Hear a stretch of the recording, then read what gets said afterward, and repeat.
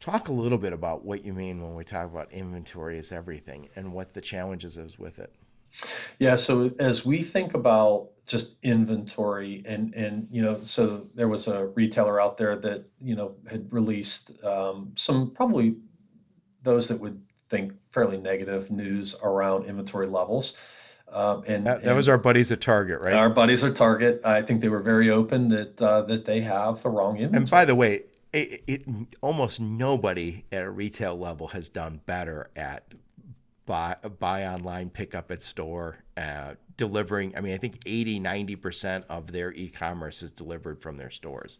They own shipped. They are so we're not ripping on them. They are a juggernaut, but they are a best case scenario for most retailers.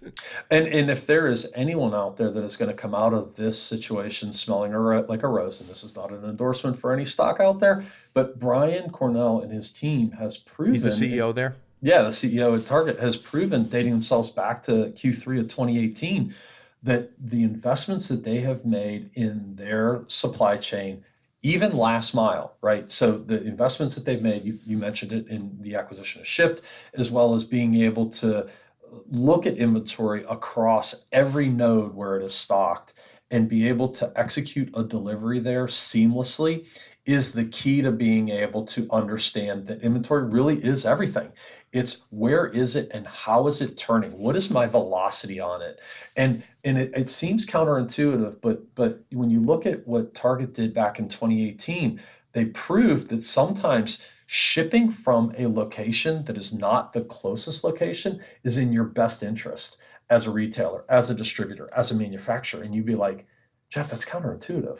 Like, why would I want to add cost? And the question comes back. The question that we have to ask ourselves is that item that's maybe a mile or two further away, how fast are you turning it? If it is a slower moving item, if you're due to mark it down, you may be more better served to be able to ship that from a further distance using a local courier or even using a parcel option if it's in another city than to be able to ship it from the customer that is closest to you. And what that does is it does two things. One, it reduces your likelihood to mark it down, but two, it returns working capital to you. That's the most critical element to what we did in the building products world. Working capital was so critical to us. We had razor thin margins. We had to see the highest level of returns on invested capital because it was critical to us to be able to return that back so that we could reinvest it.